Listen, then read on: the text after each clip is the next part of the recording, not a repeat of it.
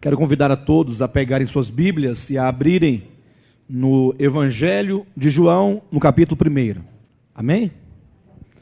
Queridos, quando nós fazemos um estudo como este, e hoje é o segundo estudo que nós fazemos, então, dos escritos de João, a começar pelo Evangelho, é preciso que nós tomemos o cuidado para que nós venhamos a entender a estrutura do livro e, sobretudo, a sua revelação. Como que Deus se revela a nós mediante este livro de João, especificamente. Toda a Bíblia é a revelação de Deus. João, assim como cada um dos outros escritores, outros livros, nos trazem a revelação de Deus de uma maneira peculiar, sempre enfatizando algum aspecto que seja necessário e que tenha uma importância vital quanto à compreensão de Deus no seu propósito eterno, no seu supremo propósito. Então, muitas vezes, nós sabemos que muitos leem a Bíblia, né? Pastor, eu já li a Bíblia toda. Pastor, estou lendo a Bíblia, já comecei em Gênesis, já estou lá em Números. Outros, não, começa pelo Novo Testamento, leem de Mateus a Apocalipse.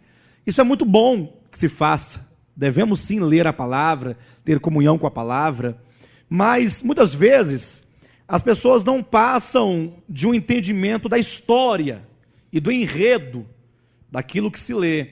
Aí nós temos então pessoas com um vasto conhecimento a respeito da história bíblica. Aí passam até a fazer concursos bíblicos ou peguinhas bíblicos, né? Quem sabe o nome da mãe de Moisés? O pessoal fica assim, a mãe de Moisés? Aí a pessoa dá a resposta e fica feliz, porque ele sabe o nome da mãe de Moisés. O que me interessa isso? Né? Ou seja, tem sim certamente a sua importância, mas não o mero fato de saber o nome da mãe dele. Não é verdade? O que nos interessa no estudo da palavra de Deus, que é o maior interesse no estudo da Escritura, é a revelação de Deus e do seu propósito. Por isso que nesse segundo dia de estudo deste Evangelho de João, logo eu quero trazer para os irmãos a estrutura deste livro e o que Deus quer nos revelar de imediato, pelo menos na primeira parte deste livro. Porque nós poderíamos olhar para o Evangelho de João, analisando-o ou vendo-o em duas partes, do capítulo 1 ao capítulo 13, e então do capítulo 14 até o capítulo 20 e 21, que seria ali o último capítulo do livro. Muito bem. De modo que, nessa primeira parte, há uma ênfase a respeito do propósito eterno de Deus. E na segunda parte, há então uma outra ênfase daquilo que é revelado a respeito do supremo propósito de Deus. Hoje nós queremos então começar a apresentar essa primeira parte. Como que Deus traz a nós esta revelação nesse primeiro momento, que seria do capítulo 1 ao capítulo 13. Lógico, nós não vamos estudar isso tudo hoje. É só para os irmãos terem a noção e então nós acompanharmos paulatinamente na medida em que nós avançamos capítulo após capítulo. Amém? Vamos ler aqui o capítulo 1. Vamos ler o versículo 1 e o versículo 14. Leia comigo. No princípio era o Verbo, e o Verbo estava com Deus, e o Verbo era Deus. E o Verbo se fez carne e habitou entre nós, cheio de graça e de verdade. E vimos a sua glória, glória como do unigênito do Pai. Queridos, diferentemente de Mateus e Marcos e Lucas, João, ele chama a nossa atenção para uma questão fundamental, que é uma questão dispensacional. Amém, queridos? Uma questão dispensacional. João diz assim, olha, o Verbo, que é Deus, ele se fez carne.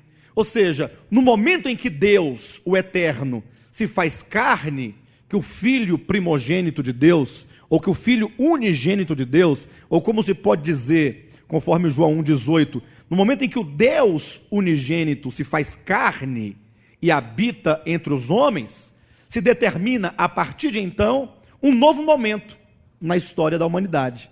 Começa daí uma nova dispensação. E isso é claramente visto e realçado dentro do Evangelho de João. Querem ver uma coisa? Veja o que diz aqui no capítulo 1, versículo 17. Como que João, ele aponta de maneira explícita que a encarnação do Verbo determina um novo momento na história, determina uma nova dispensação de Deus. E é nisso que nós devemos atentar. Quando diz aqui no capítulo 1, versículo 17, porque a lei foi dada por intermédio de Moisés, a graça e a verdade vieram por meio de Jesus Cristo. Veja como que João, muito sabiamente, ele coloca, a lei foi dada por intermédio de Moisés. Ou seja, em Moisés, começa-se a dispensação da lei. E essa dispensação da lei dura até o momento em que Deus envia o seu Filho para pôr fim a essa dispensação da lei e começar então a dispensação da graça e da verdade.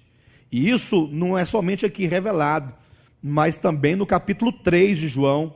Vocês podem avançar um pouquinho mais, ou melhor, no capítulo 4 do Evangelho de João, quando Jesus conversa com a mulher samaritana. Capítulo 4, versículo 19. Os irmãos encontraram? E a mulher samaritana pergunta assim para Jesus, olha, Senhor, disse-lhe a mulher, vejo que tu és profeta. Nossos pais adoravam neste monte. Vós, entretanto, dizeis que em Jerusalém é o lugar onde se deve adorar. Disse-lhe Jesus, mulher, podes crer-me, que a hora vem, quando nem neste monte, nem em Jerusalém, adorareis o Pai. Vós adorais o que não conheceis, nós adoramos o que conhecemos, porque a salvação vem dos judeus. Mas vem a hora, e já chegou, em que os verdadeiros adoradores adorarão o Pai em espírito e em verdade, porque são estes que o Pai procura para seus adoradores. Irmãos, vejam como João coloca, capítulo 1, ele diz, o Verbo se fez carne e habitou entre nós. No versículo 17 ele diz que a vinda do eterno, do Verbo eterno, em carne ao mundo, é a vinda da graça e da verdade. Ele traz consigo a graça e a verdade, e isso em relação à era da lei, em relação à lei que foi dada por intermédio de Moisés. Agora no capítulo 4, Jesus, ele torna isso ainda mais claro e mais evidente, quando a mulher samaritana perguntava a Jesus a respeito da forma de adoração e do lugar de adoração conforme a lei. Quando ela diz, olha, onde nós devemos adorar? Os judeus dizem que devemos adorar em Jerusalém.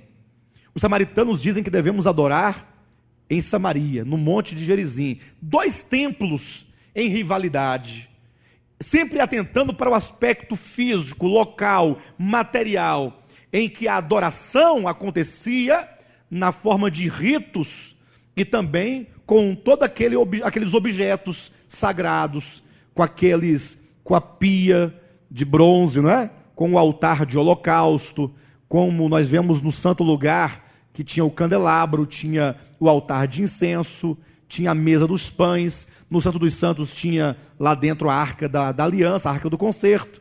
Ou seja, a mulher pergunta em que lugar físico e geográfico se deveria adorar o Senhor, e a forma de adorá-lo.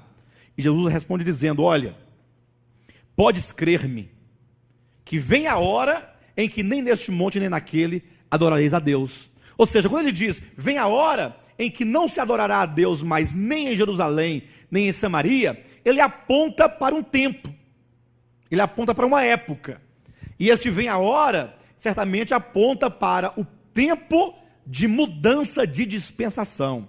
Irmãos, isso é algo fundamental, algo muito sério.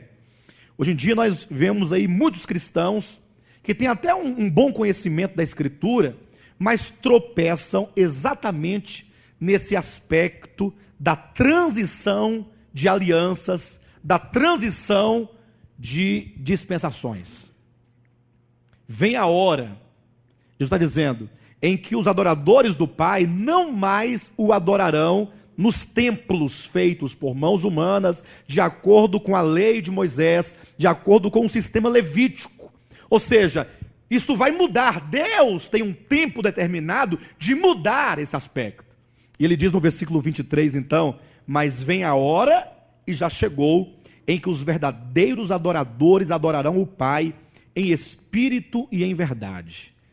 Em espírito quer dizer o lugar. Ou seja, na nova dispensação de Deus, que é a dispensação da graça, da nova aliança, é dito que a adoração a Deus, ao Pai, aconteceria agora no espírito humano. Por quê? Porque aqueles que creem em Jesus haverão ou onde constituir o templo de Deus. O templo de Deus não seria mais uma casa construída por mãos humanas, mas agora seriam as pessoas chamadas, redimidas e regeneradas, que creram no Evangelho, que seriam agora o templo vivo de Deus. E não mais teria uma adoração baseada em todos aqueles instrumentos sagrados do templo, mas seria uma adoração em verdade, ou em realidade, tendo, por exemplo, o que havia de mais importante no santuário, na adoração dos judeus, não eram as ofertas que deveriam ser oferecidas a Deus todos os dias, fossem as ofertas de flor de farinha, ou fossem as ofertas de animais ali imolados no altar de holocausto. Tudo isso apontava, representava e simbolizava a verdadeira oferta ao Pai e o verdadeiro sacrifício, que é Cristo.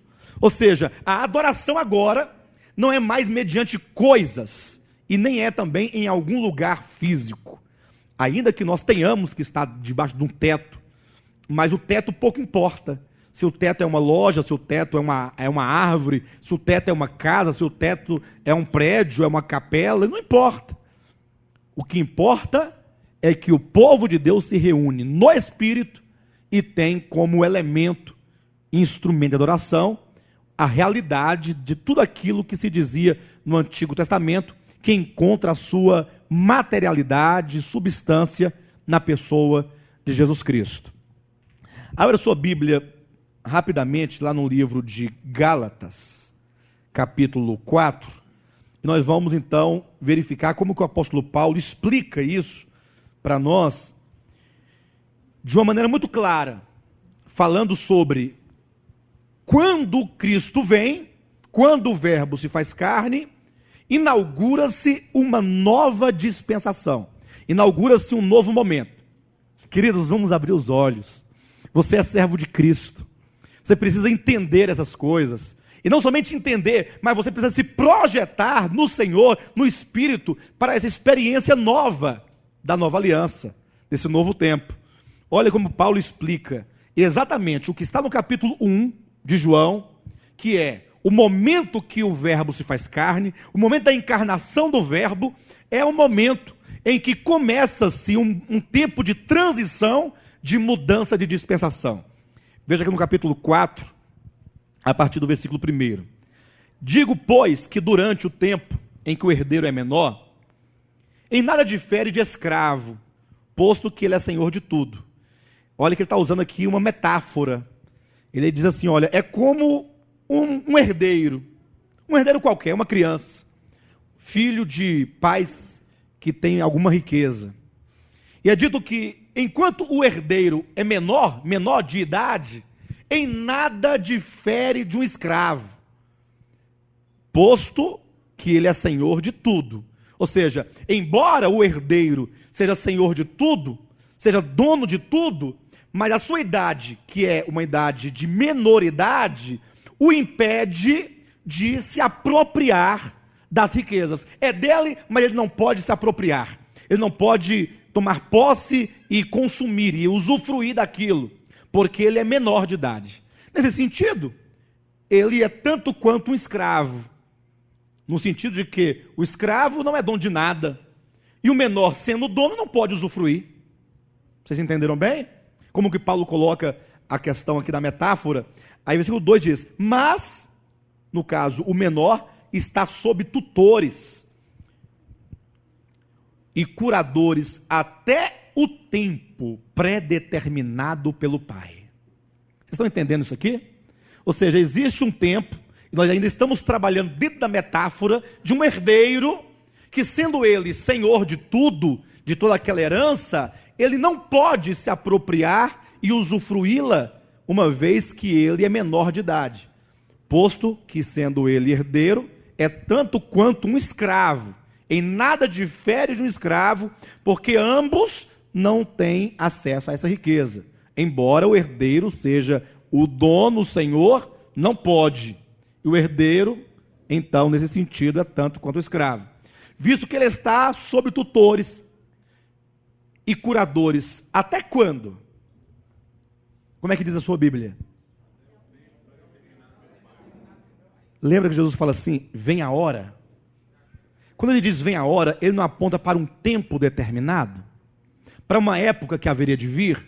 Olha como que Paulo está trabalhando o mesmo tema, a mesma verdade, agora numa carta escrita aos Gálatas, dizendo que nessa metáfora, o herdeiro, ele precisa aguardar o seu crescimento e o tempo determinado pelo pai.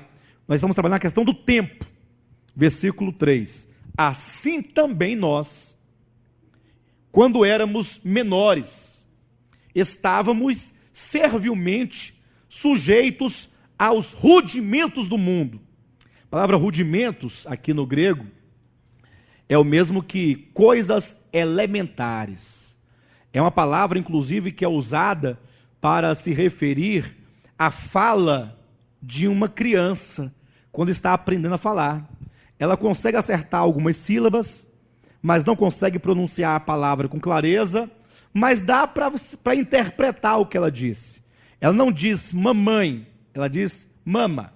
Não diz papai, mas diz papa. Não é? E assim vai balbuciando alguns sons que não são completos e não são perfeitos, mas são alguns sons que se pronunciam rudimentalmente, elementarmente falando. Então, quando o apóstolo Paulo fala do tempo em que nós éramos, esse nós aqui são os judeus, especificamente, que nós éramos menores, ou seja, antes da nova aliança, antes do tempo determinado pelo Pai, estávamos servilmente sujeitos aos rudimentos do mundo. Pastor, o que os rudimentos do mundo aqui tem a ver com balbuciar de uma criança? É que a revelação de Deus do Antigo Testamento, ela era tão imperfeita quanto o balbuciar de uma criança. Ainda que falasse de Deus de uma maneira precária, porque falava a respeito de Deus e da sua vontade, por meio de sombras e figuras, conforme Hebreus 10:1, as sombras e figuras, elas não traduzem a realidade das coisas, elas não possuem a realidade, mas fala de uma verdade por vir. Então, o apóstolo Paulo deixa claro que a lei eram esses rudimentos do mundo. Era uma revelação de Deus rudimentar, elementar, imperfeita, que daria lugar a uma linguagem perfeita no futuro. Aí ele diz no versículo 4, vindo, porém, a plenitude do tempo. Irmãos, olha a expressão, vindo, porém, a plenitude de quê?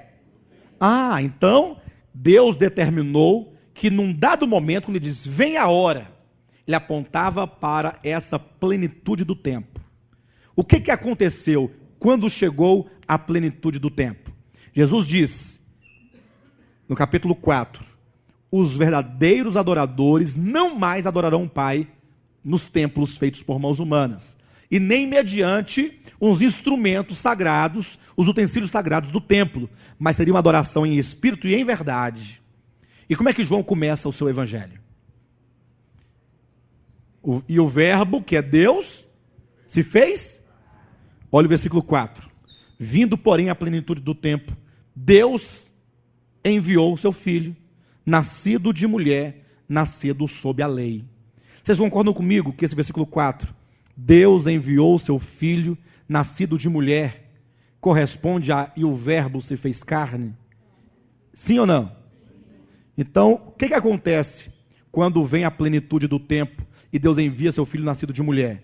Ele vem nascido sob a lei para resgatar os que estavam sob a lei. Ou seja, a encarnação do verbo em João capítulo 1, instaura ou determina esse momento, esse tempo determinado pelo Pai, esta hora que haveria de chegar, em que ocorreria a transição da era da lei para a era da nova aliança, a era da graça, a era de Jesus Cristo, a era da realidade de todas as coisas. Então, diferentemente de Mateus, que não dá a devida atenção à questão dispensacional, a atenção dele está totalmente voltada para a genealogia de Jesus Cristo, filho de Davi, filho de Abraão. Ele está preocupado com a linhagem real de Cristo. Diferentemente de Lucas, que está preocupado em mostrar como que Gabriel apareceu para Maria e apareceu para Isabel, para falar a respeito do nascimento daquele que haveria de salvar o mundo. Diferentemente de Marcos, que começa já o seu ministério falando, ou melhor, começa o seu livro, né? Falando do ministério de Cristo na terra. João ele fala, não, para um pouco. No princípio era o verbo. Ou seja, ele remonta o início do seu livro à eternidade. No princípio era o verbo estava com Deus, e o verbo era Deus, e esse verbo eterno, no tempo, se faz carne. Ou seja, ele une a eternidade passada à dispensação da plenitude do tempo, quando o verbo se faz carne, quando Deus envia o seu filho, nascido de mulher, nascido sob a lei, para resgatar os que estavam sob a lei. É assim que o livro de João é norteado. Todo ele está nessa base. Quando Deus se faz carne, inaugura-se um novo momento, uma nova dispensação. Eu sei que talvez para os irmãos, ou para a maioria de vocês aqui, isso já está muito claro, mas o quanto que essa verdade é fundamental e central em toda a Escritura, e isso deveria ser ensinado e deve ser falado e pregado e repetido para os cristãos. Os maiores problemas do cristianismo dos dias de hoje está exatamente pela falta da compreensão desse aspecto fundamental, que é a inauguração desse período de transição da antiga aliança para a nova aliança. Volte então para João capítulo 1, e vamos então estabelecer esta verdade, essa proposição, como sendo a proposição que rege e que determina todo o Evangelho de João. Sempre que você se lembrar do Evangelho de João, você deve trazer isso à sua mente, à sua memória. O verbo que é Deus se fez carne. E esse se fazer carne é exatamente no momento da dispensação da plenitude do tempo. Por isso é dito no capítulo 1, versículo 18, o versículo 17. A lei foi dada por intermédio de Moisés. A graça e a verdade vieram por meio de Jesus Cristo. Ou seja, Jesus Cristo, que é o verbo, que é Deus, que se fez carne, trouxe consigo, na sua encarnação, a graça e a verdade. Amém?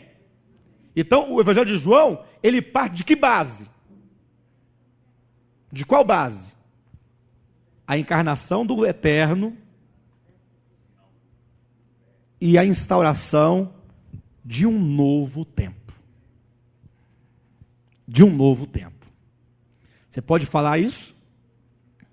A encarnação do Eterno e a instauração de um novo tempo. Temos que entrar no Evangelho de João com esse pensamento. E alguém fala assim, pastor, mas tá bom, é um novo tempo. Entendi. Porque Jesus falou, vem a hora, e a hora já chegou.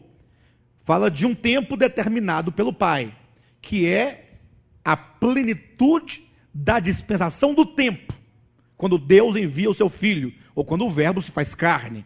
E ele traz consigo, portanto, a lei, ou melhor, traz consigo a graça e a verdade. E aí vem a pergunta, o que esse novo tempo nos traz, então, de novo? Sim, a graça é a verdade, mas como se traduz essa graça e a verdade em termos práticos? Se é um novo tempo, o que esse novo tempo, portanto, nos traz de novo? Está tudo certo, vocês estão todo mundo certo. Que bom que vocês estão todo mundo sabendo das coisas. Mas vamos colocar aqui de uma maneira, vamos enumerar numa ordem, né? Vamos colocar 3 aspectos que são fundamentais. Muito bem. Vamos enumerar aqui 3 aspectos muito importantes que nós encontramos aqui no Evangelho de João, nessa sua primeira parte. Versículo 1 do capítulo 1. No princípio era o Verbo, e o Verbo estava com Deus, e o Verbo era Deus. João usa aqui a palavra logos para se referir a Deus, que se traduz em língua portuguesa aí por verbo. No princípio era o Verbo, que se traduziria ainda muito melhor, de maneira mais fácil de se compreender, no princípio era a palavra. Verbo, logos, palavra. E a palavra estava com Deus e a palavra era Deus. Olha como que João, ele chama Jesus Cristo, Filho de Deus, de palavra. Ele é a palavra. Qual o significado disso? Jesus é a palavra. A palavra que serve para comunicar algo. A palavra que serve para definir algo. A palavra que revela algo. Vocês já imaginaram se os homens não falassem?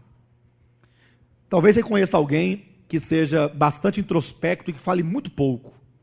Você fica se olhando para a pessoa. A pessoa que fala muito pouco é, de certo modo, uma pessoa misteriosa. Você pensa assim, o que será que ela está pensando, hein? O que será que ela sente? O que será que ela quer? Que ela não diz? Ela não diz? A irmã André está assim, é verdade. Não diz, fica calado. Ou seja, a palavra é um fenômeno divino para revelar, para comunicar algo. Quando diz que Jesus é a palavra, nós vamos nos lembrar, querido, aqui, da revelação de Deus. Deus se revela de várias maneiras, desde o primeiro momento, à humanidade. A Bíblia diz em Romanos capítulo 1, versículo 19 e 20, e também diz em Salmo capítulo 19, que a primeira revelação de Deus, que é uma revelação elementar, foi mediante a criação. A criação que revela Deus, que revela os atributos divinos, que fala da grandeza de Deus, do poder de Deus, da divindade do eterno.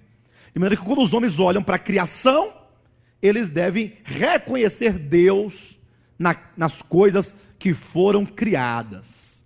Mas os irmãos concordam comigo que tal revelação, ela é muito elementar ainda? Está muito distante de falar algo de fato sobre os atributos de Deus, ainda que nos fale. Porque eu olho para a criação, por exemplo, e eu sei que Deus é bom. É um atributo divino. Por que eu sei que Deus é bom? Porque Ele fez manga, coquim, manga espada, manga rosa, manga coração de boi. Porque Ele fez alface americana, alface manteiga, alface roxinho, crespa. Ele fez tomate cereja, tomate caqui, e o outro tem um achatadinho,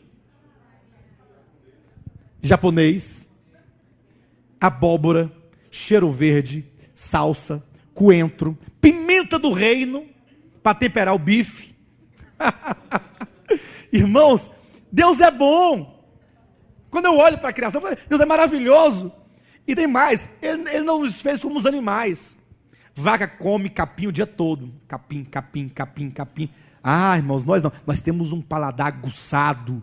Você diferencia o azedo do amargo, do doce, do salgado, do insosso. Coisa boa é comer. Comida gostosa. Bem feita.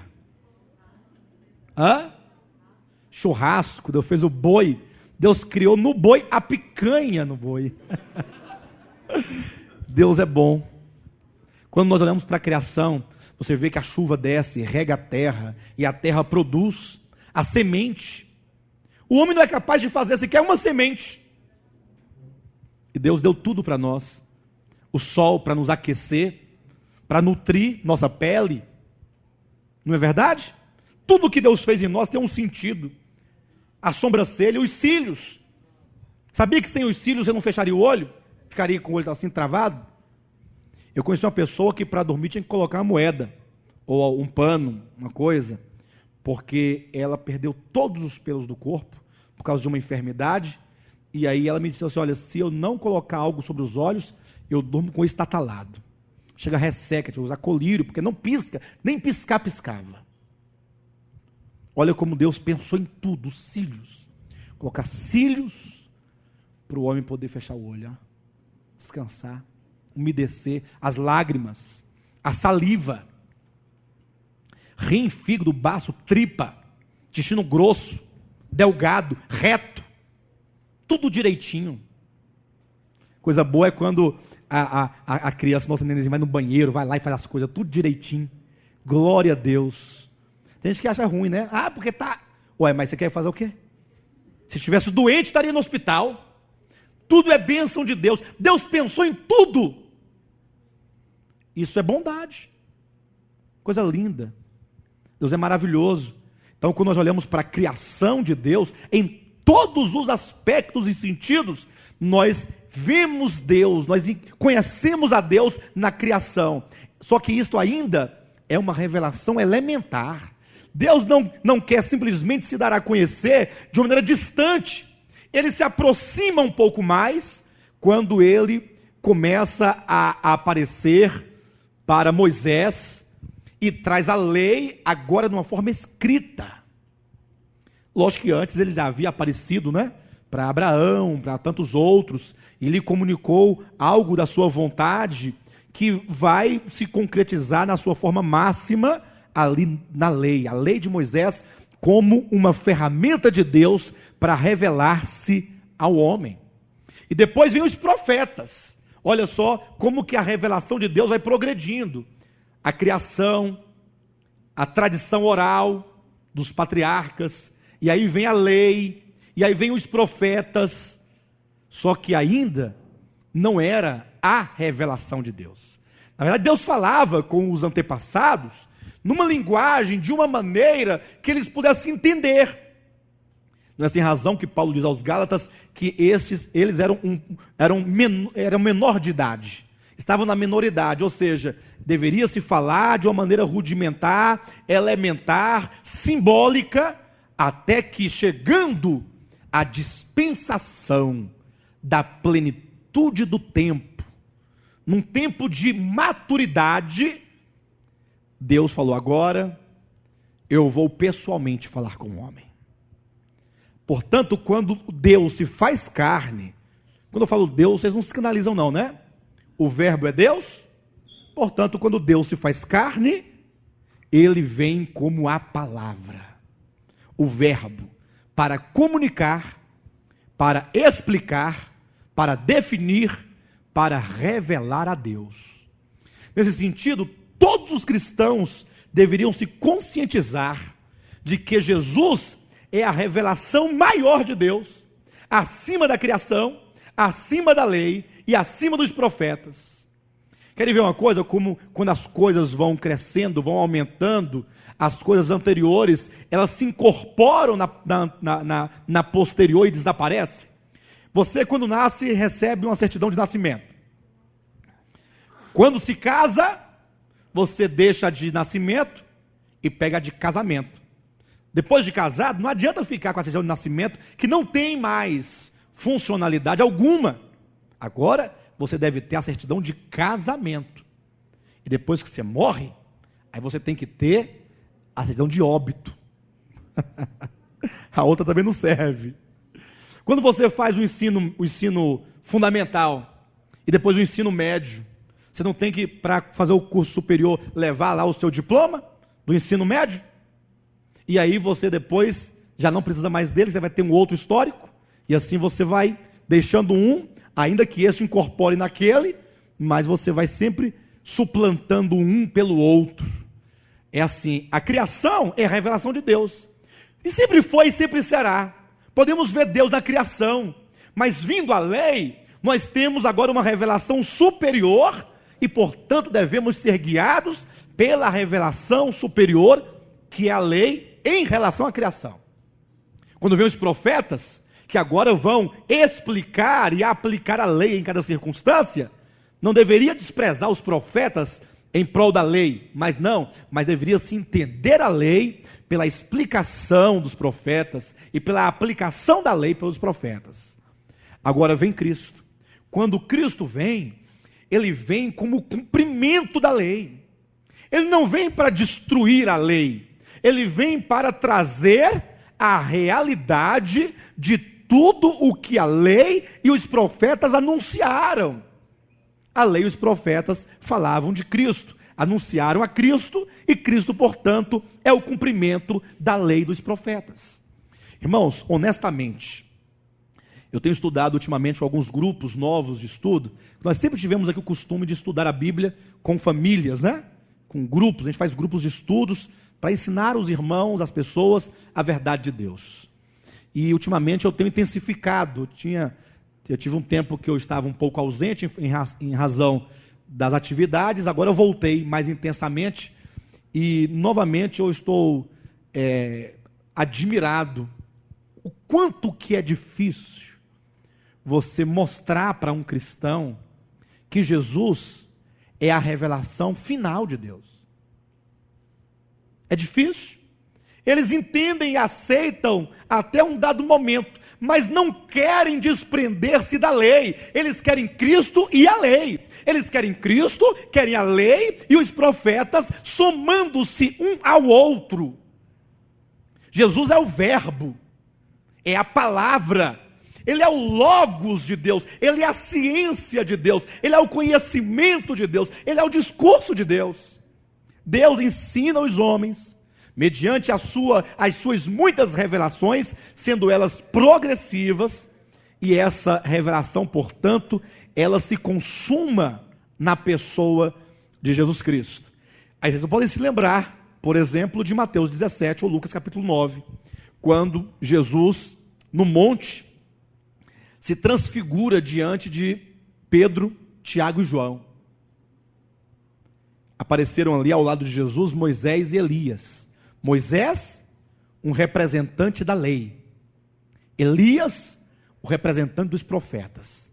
Pedro, como qualquer um de nós, antes de obter a revelação, disse: Ah, Senhor, bom é estarmos aqui. Se queres, faremos 3 tendas, uma para ti, uma para Moisés e uma para Elias. Ou seja, que tal nós reunirmos, somarmos a lei, os profetas e Cristo? Ninguém melhor do que o Pai, o Eterno, para intervir. E diz a Bíblia, falava ainda Pedro. Ou seja, Deus não esperou Pedro encerrar a sua opinião, e Deus, interrompendo-o, disse: Este, falando de Cristo, é o meu Filho amado, em quem eu me comprazo, a Ele ouvi. Ou seja, Pedro, você agora está diante da revelação final de Deus. Final. Cristo é a revelação final, é o logos de Deus, é o verbo de Deus, é a palavra, ele é a palavra de Deus. Você não precisa mais ir à lei ou aos profetas, haja vista que ele é o cumprimento da lei dos profetas. A lei e os profetas estão nele, na sua natureza, porque falava de sua natureza, na sua pessoa, na sua palavra, na sua obra. Cristo é o cumprimento, é o pleroma da lei e dos profetas. A ele ouvi.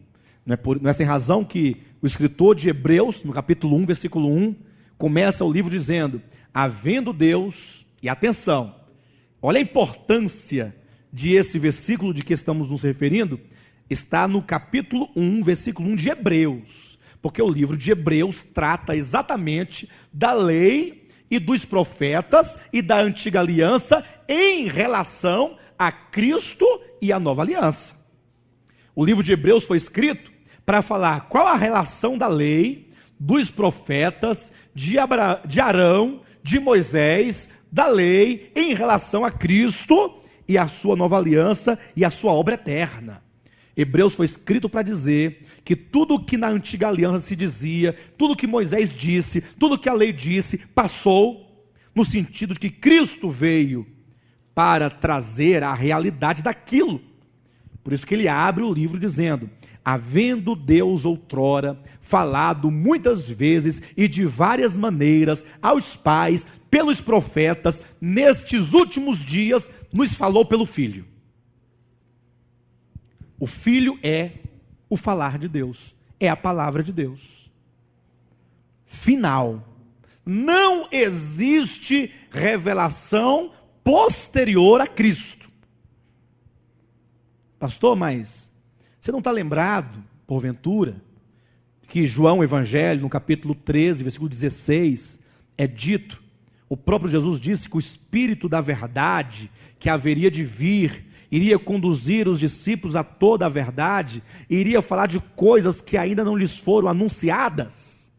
Não seria uma revelação posterior? Não, porque o Novo Testamento, que nasce exatamente dessa revelação posterior do Espírito Santo aos apóstolos, não é algo que não seja Cristo, é a própria revelação do Senhor Jesus e da sua obra.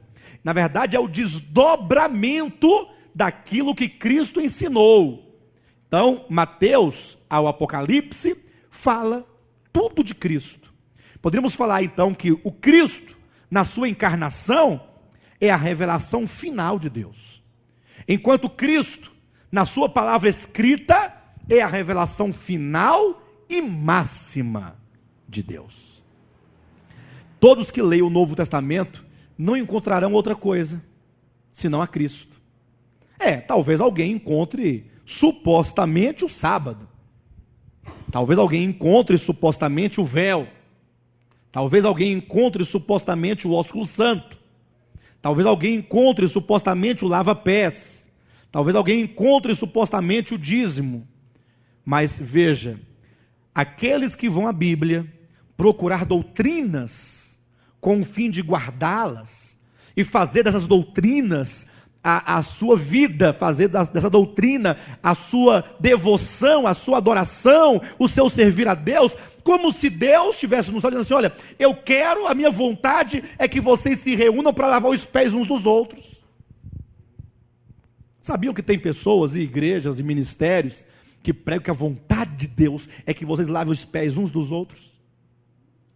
E aí traz um tanto de bacia, um tanto de toalha, e molha o pé e apalpa de leve e sai rápido. O pior não é isso. O pior é que no dia do lava-pés o povo já vai tudo combinado.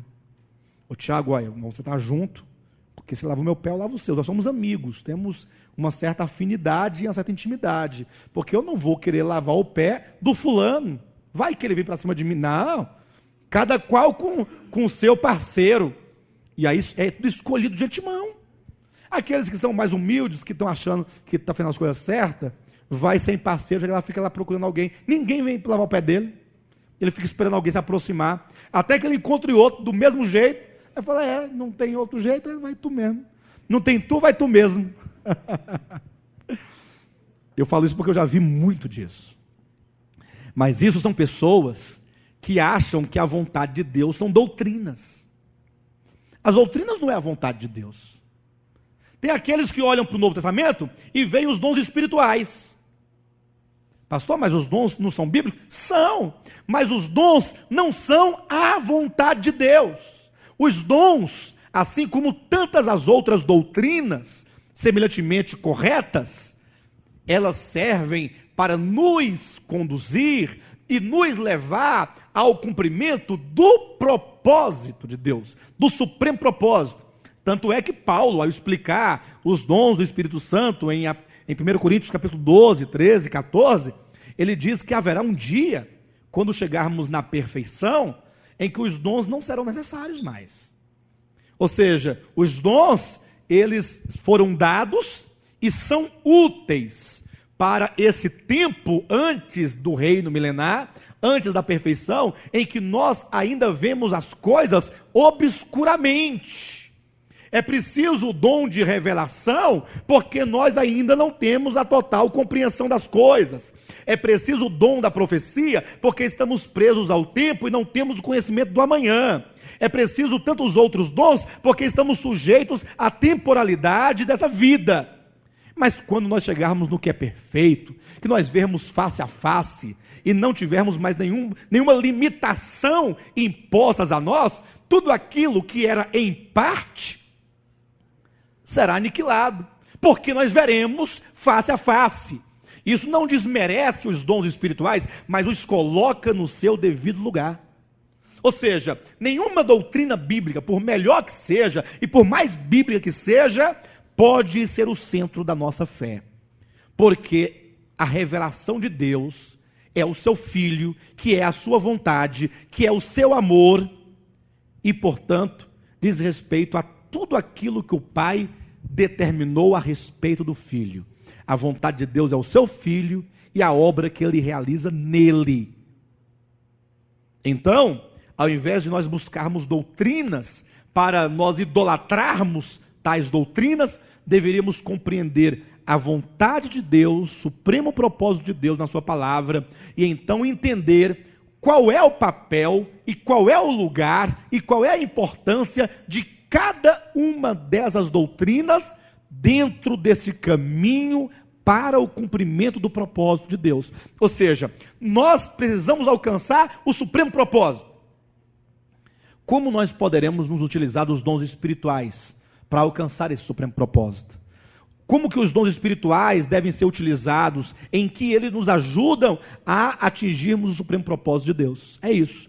Sempre tendo em vista o fim. E então voltarmos para entender os meios. Do contrário, vamos eleger os meios e esquecer o fim. Até mesmo, para vocês não pensarem que eu estou pendendo para um lado, até a doutrina da redenção, ela não tem sentido se não for entendida, ligada ao supremo propósito de Deus. Querem ver? Os cristãos, isso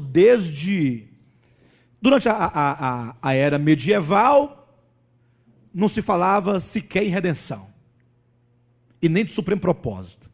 Mas com a reforma, foi trazida de volta, tanto o tema do supremo propósito, quanto o tema da redenção. Mas tão logo surgiram os grandes avivalistas do século XVII, e aí daí se introduziu inclusive os apelos românticos no final das mensagens. Pastor, por que vocês aqui não fazem apelo no culto de domingo ou no qualquer outro culto? Aquele apelo, aquela coisa, quem quer aceitar a Jesus, pode ser tarde amanhã, meu irmão, levanta a sua mão. Ora, porque isso é um elemento forjado a partir do século XVII. Isso não era uma prática bíblica, não está na Escritura Sagrada este modelo. Quando veio esses avivalistas, foi aí então que eles colocaram a mensagem da redenção como sendo o fim de todas as coisas. Ou seja, Jesus morreu por você, ponto final. Aí ele morreu por mim. Pastor, mas ele não morreu por mim não? Morreu. Só que ele morreu por você, a fim de te redimir, para que você esteja agora habilitado para prosseguir para o alvo, para prosseguir até o cumprimento do propósito de Deus.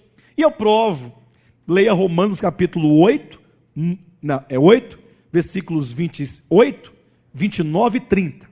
Lá diz assim: todas as coisas cooperam para o bem daqueles que amam a Deus, atenção, daqueles que são chamados segundo o seu propósito. Portanto, você foi chamado segundo o propósito de Deus, para atender ao propósito de Deus. Aí diz no versículo 29 e 30, os dois versículos seguintes: porquanto aos que de antemão conheceu, também os predestinou para serem conformes à imagem do seu Filho.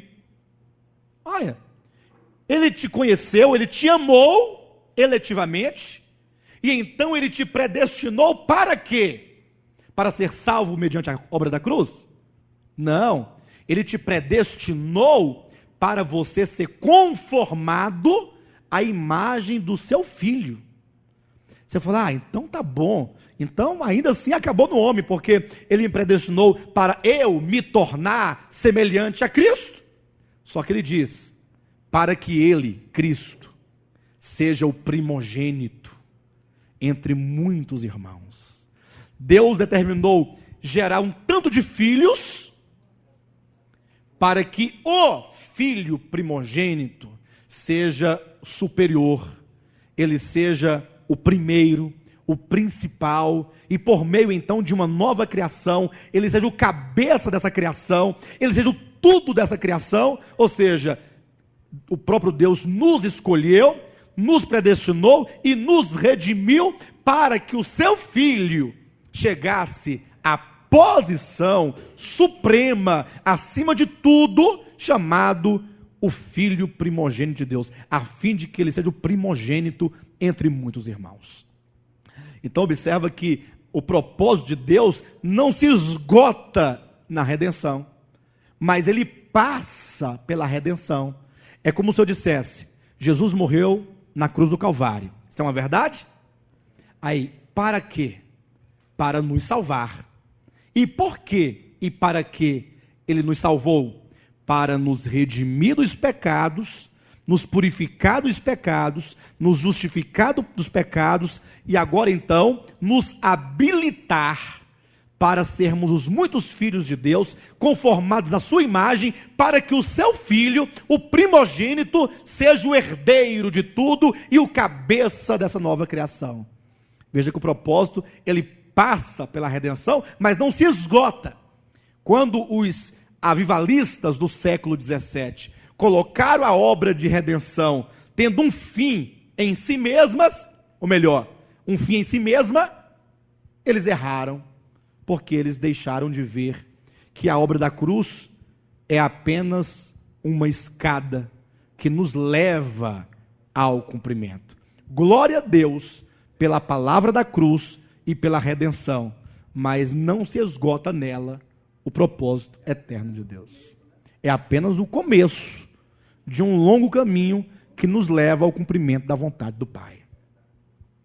Então muitos elegem doutrinas, e nós falamos, não, vamos ler o Novo Testamento, procurando entender o supremo propósito que é Cristo. E as doutrinas a respeito de Cristo, a doutrina da redenção, a doutrina da justificação, a doutrina do reino milenar, a doutrina da santificação, a doutrina do Espírito Santo, dos dons espirituais, dos ministérios, a doutrina da igreja. Inclusive há um grupo de irmãos que surgiram chamando-se a si mesmos meramente de igreja, que começaram bem, mas tão logo caminharam um pouco, tropeçaram, como todos os demais tropeçaram, elegendo a igreja como sendo o propósito de Deus. Ele chegou a cantar canções que declaram que a igreja é o propósito. E não é o propósito é Cristo. Basta que você leia Efésios capítulo 1, versículo 9 e 10, e Efésios capítulo 3, versículo 11, que nos declara explicitamente que o supremo propósito é o próprio Filho de Deus. É um propósito eterno que ele somente existe na pessoa de Jesus Cristo. Ele é o fim de todas as coisas. É por isso que a mensagem de João começa dizendo, olha, esse Deus que se fez carne é o Verbo. A primeira coisa que devemos entender que essa nova dispensação, esse novo tempo nos traz é a revelação final de Deus. Você quer conhecer a Deus? Você quer servir a Deus?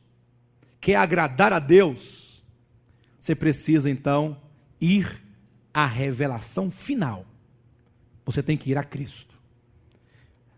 Como podemos dizer, Cristo é a hermenêutica de Deus e de toda a Escritura. Ou seja, você não pode compreender a Escritura sem Cristo. É por isso que tem gente que fala assim, olha, se você não guardar o sábado, você vai para o inferno. Porque eles não entenderam o sábado numa relação com Cristo. Cristo é o verdadeiro sábado. Ele é o descanso do homem. Lembram quando ele diz em Mateus capítulo 11, versículo 28 a 30? Vinde a mim, vós os que estáis cansados e sobrecarregados, e eu vos aliviarei. Tomai sobre vós o meu jugo e aprendei de mim, porque eu sou manso e humilde de coração, e achareis descanso, e achareis o sábado das vossas almas. Mas ele diz: vinde a mim. Não disse ide ao sábado, é vinde a mim. E olha que ele disse isso exatamente àqueles que estavam envolvidos com o sábado. Mas ainda que eles guardassem o sábado do sétimo dia, Jesus diz que eles estavam cansados. Como que dissesse: vocês bem que guardam o sábado semanal, mas estão cansados e estão sobrecarregados. Por isso eu digo: vinde a mim, e assim encontrareis descanso para as vossas almas. Cristo é, portanto, a lei de interpretação de toda a Escritura. Você não pode ler nenhum texto da Bíblia sem fazer a devida relação com Cristo. Só pode entender a lei se entender Cristo. E há um texto que explica isso claramente. Os judeus, os fariseus sobretudo, eles procuravam cumprir os requisitos menores da lei, inclusive, os mínimos detalhes. Jesus falou assim: olha, vocês dão o dízimo do cominho, do endro, da hortelã. Ele não disse: vocês dão os dízimos dos campos, do gado, que são coisas grandes, não. Vocês dão o dízimo do cominho, da pimenta do reino. Vamos colocar assim, que é o cominho, a pimenta do reino, coisas que nós, pequenas, detalhes. Vocês são minuciosos na obediência à lei.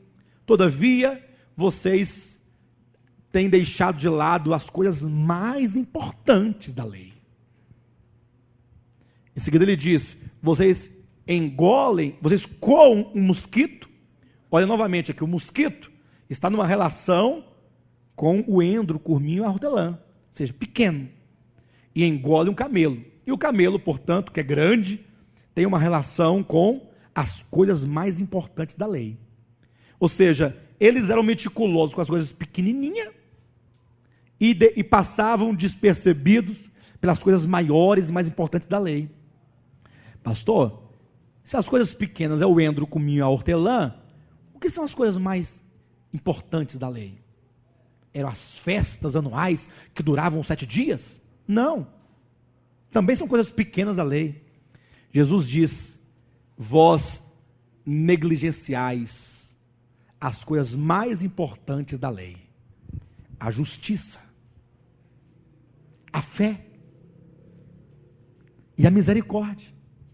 Ou seja, toda lei, com todos os seus mandamentos, seus estatutos, se resume, a sua substância é a justiça, que é Cristo, a fé em Cristo, e a misericórdia, que é a obra de Cristo em prol do pecador.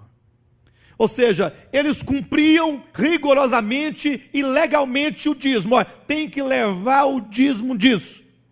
Só que na hora de eles crerem no dom de Deus dado ao homem, eles viraram as costas.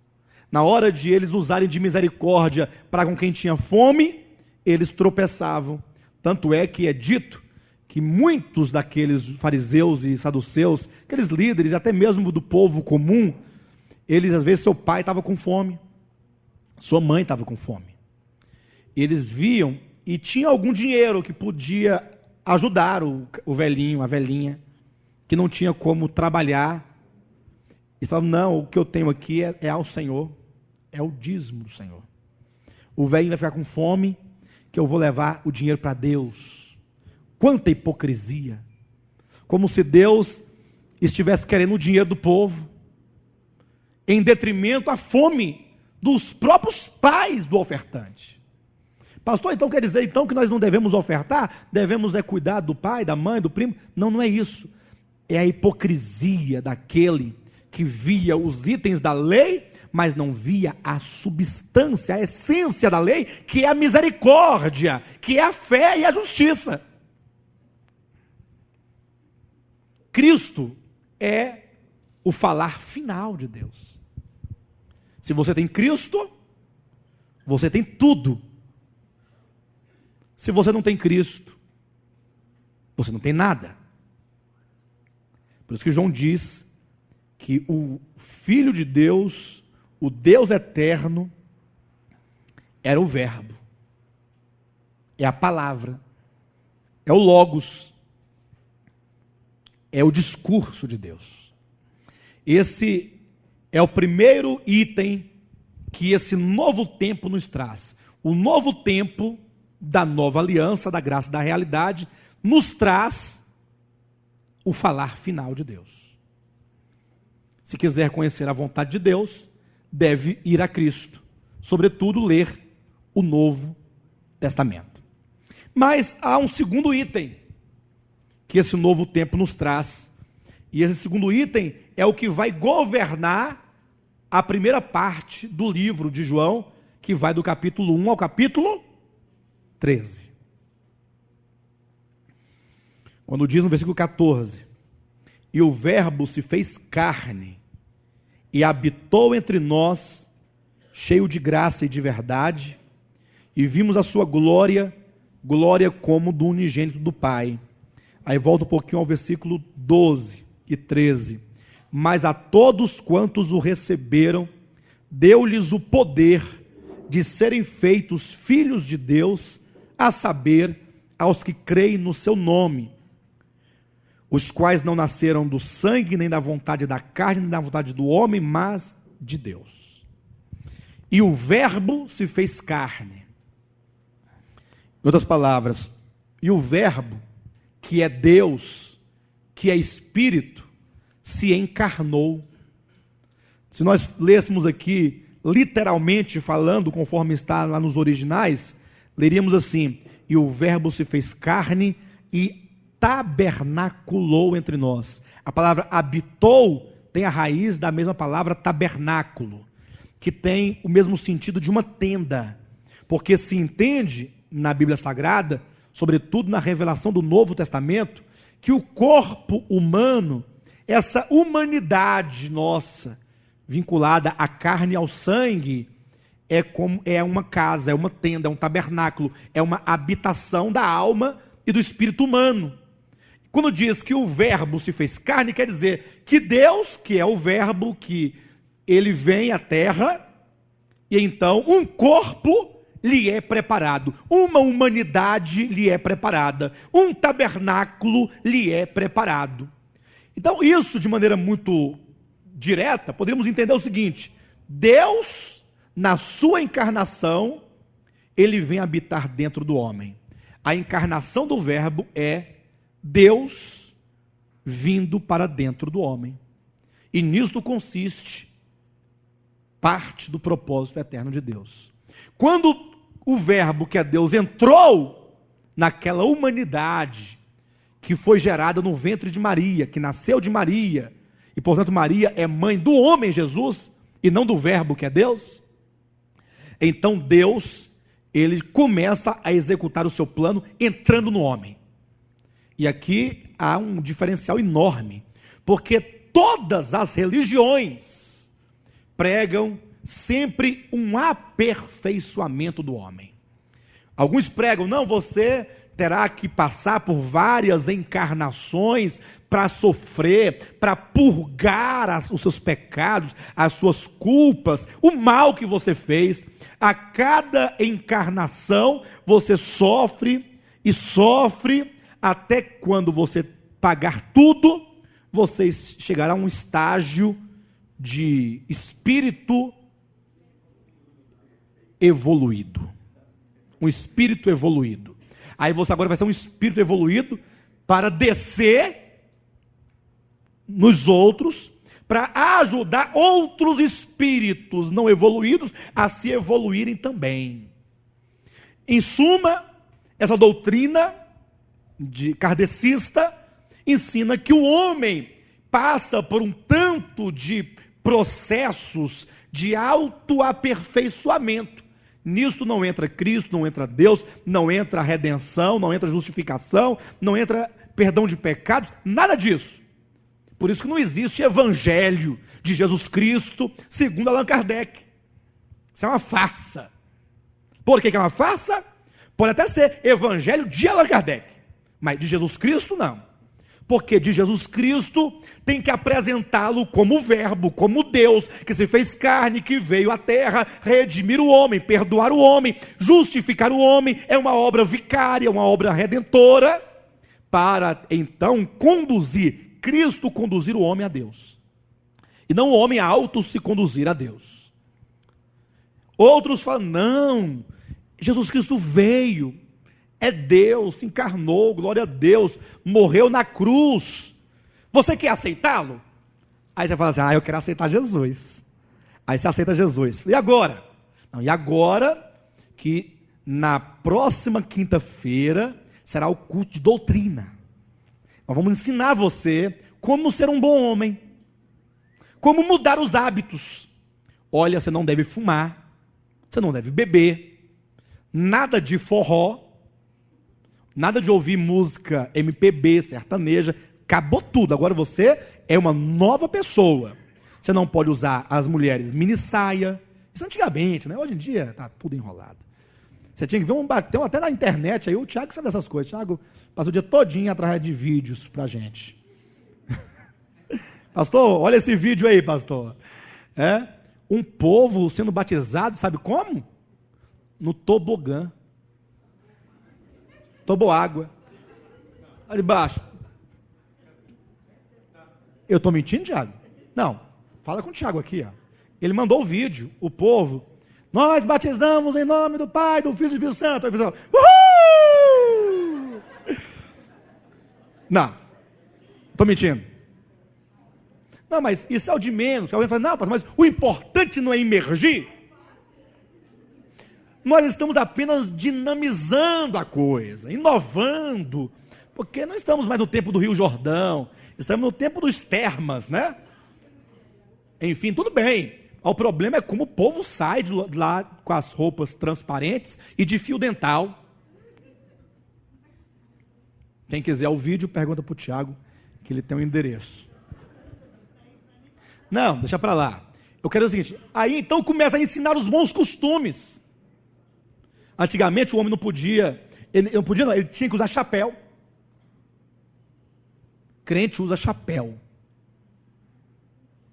Já ouviram falar disso? Só não podia cantar e orar com chapéu na cabeça. Chegava de chapéu, olha como é que é a doutrina. Aí tinha lá Aí tirava o chapéu, acabava, embora.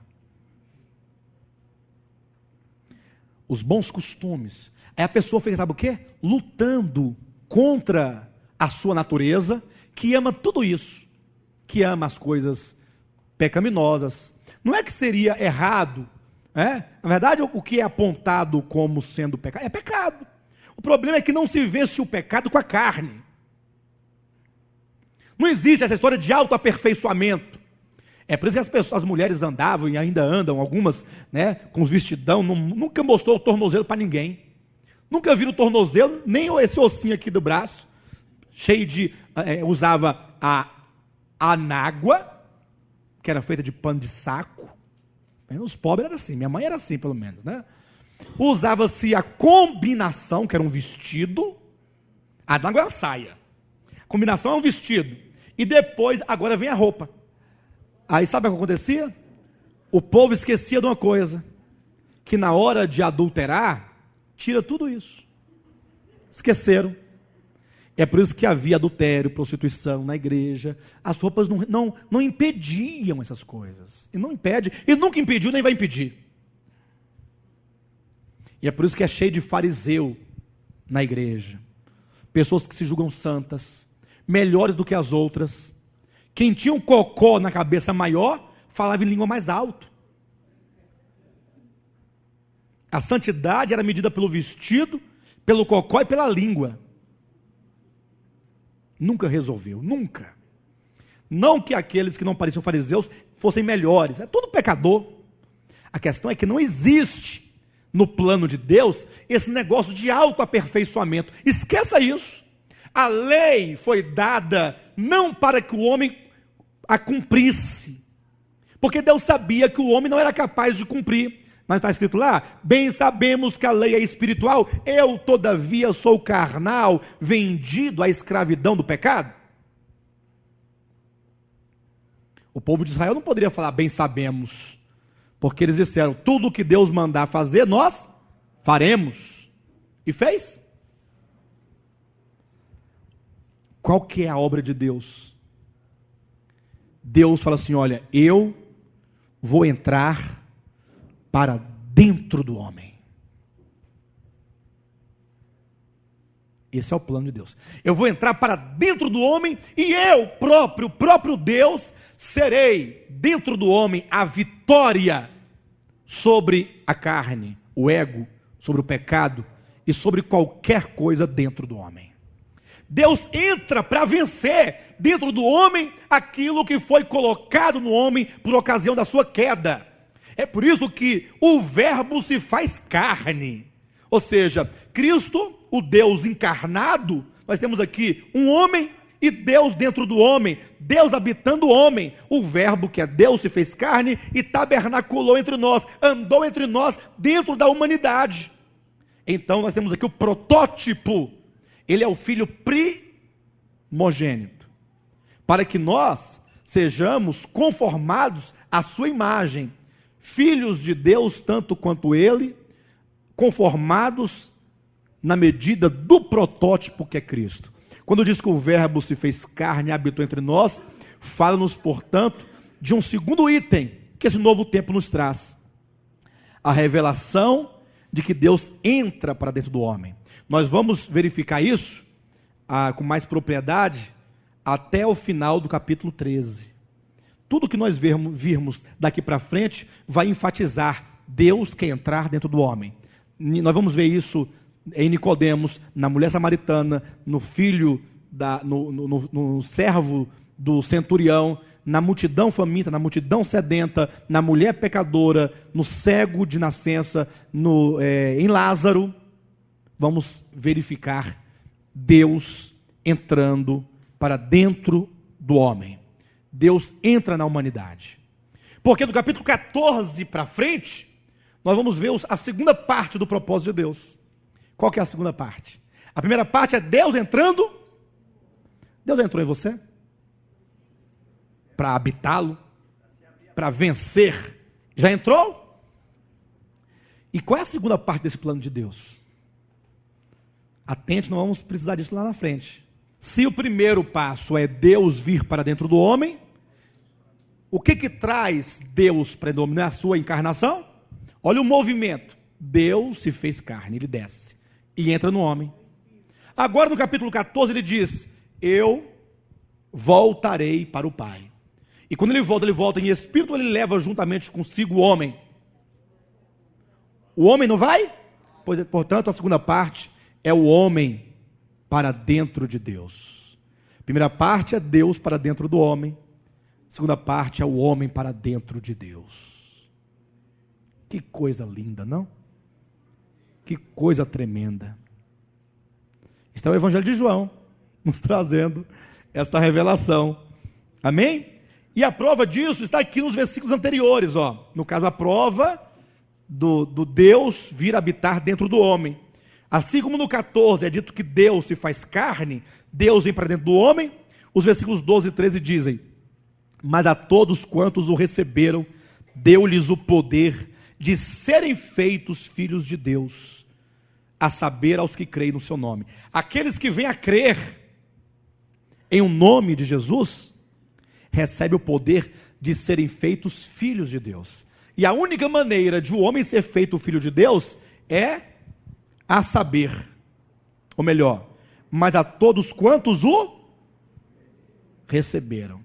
Ou seja, você recebe a Cristo, ou seja, o verbo que é Deus vem e entra em você. Ele vem habitar em você, regenerando o seu espírito e, portanto, fazendo-o filho de Deus. Quando diz, deu-lhes o poder de serem feitos. Que poder é esse? Que poder é esse? Deu-lhes o poder. É Deus. Ele próprio é que nos faz, que nos torna filhos de Deus. Inclusive, falando no estudo de segunda-feira, uma pessoa perguntou: pastor, mas e aí, depois que é feito o filho de Deus, não tem como deixar de ser? E aí esse irmão estava com um filhinho, que está na casa dos 3 a 5 meses de nascido, né? E eu falei assim: olha para o seu filho, é seu filho. Você pode até matá-lo, mas ele é seu filho. Porque a sua vida está em cada célula dele. Está num fio de cabelo dele. Está numa gota da saliva dele. Você pega uma gota da saliva dele e leva ao laboratório, lá vai verificar que você é o pai dele. A sua vida está nele. Se você colocar num triturador e triturar, cada partícula dele vai declarar que ele é seu filho. Não existe processo de desfiliação. Filho é filho. O que nós vamos ver aqui, em todo o livro de João, até o capítulo 13, eu digo, é como que o Senhor Jesus se aproxima das pessoas, das mais diversas pessoas. Desde, por exemplo, um homem altamente imoral, que é Nicodemos, a uma mulher pecadora, como a mulher samaritana, que tivera 5 maridos, o 6º não era dela, uma mulher, socialmente falando, para o seu tempo, imoral, a um homem doente, a um paralítico, a uma multidão faminta, a uma multidão sedenta, a uma mulher pega no flagrante ato de adultério, a um cego de nascença e até um homem há 4 dias sepultado.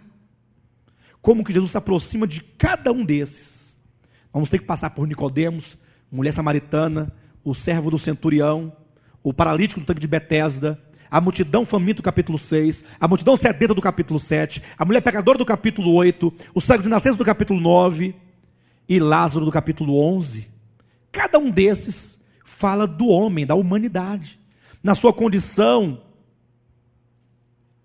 de moral sem Deus, de imoralidade por não ter Deus, de doença por causa do pecado, de fome e sede por ausência de Deus, de condenado pela lei por causa dos seus pecados, de cego de nascença porque não pode ver a realidade de Deus, e até aqueles que estão mortos, definitivamente mortos, há 4 dias sepultados. Jesus se aproxima de cada um deles para ministrar vida, para dar a si mesmo aos homens, a fim de regenerá-los e torná-los filhos de Deus, que é Deus entrando para dentro do homem. Esse é o segundo ponto a respeito do que é novo nesse novo tempo da era da graça. Na semana que vem nós vamos apresentar um terceiro ponto, que é se o primeiro, qual é o primeiro ponto que eu esqueci? Vamos relembrar.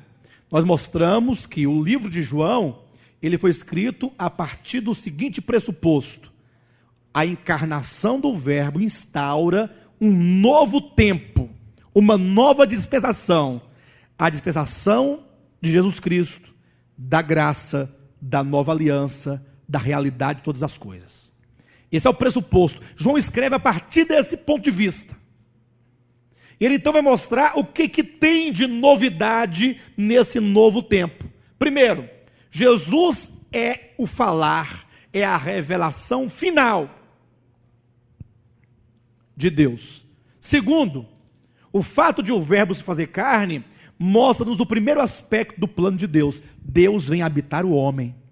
E assim como Deus habitou o homem em Jesus, que o Verbo se faz carne, assim Ele deseja fazer com todos os que creem no seu nome. E o terceiro ponto, que na semana que vem nós vamos falar sobre ele, é que o Deus encarnado, o Verbo eterno encarnado, ele veio para, mediante o seu viver e o seu andar e as suas obras, ele vem revelar ou manifestar o Pai. Ao olhar para o andar de Cristo, o mover de Cristo, o fazer de Cristo, os homens viram a sua glória. A glória do Pai. Isso tem uma relação intrínseca com o fato de Deus mandar Moisés fazer um tabernáculo para que ele pudesse habitar no meio do povo de Israel. E ao cabo, então, da edificação do tabernáculo, a glória de Deus encheu aquele lugar. Tá bom? Então, que os irmãos possam ler o livro de João. Leia atentamente a partir do pressuposto geral. Qual que é o pressuposto geral? A encarnação do Verbo instaura um novo tempo, uma nova dispensação, a dispensação de Jesus Cristo, da graça, da realidade, da nova aliança. Amém?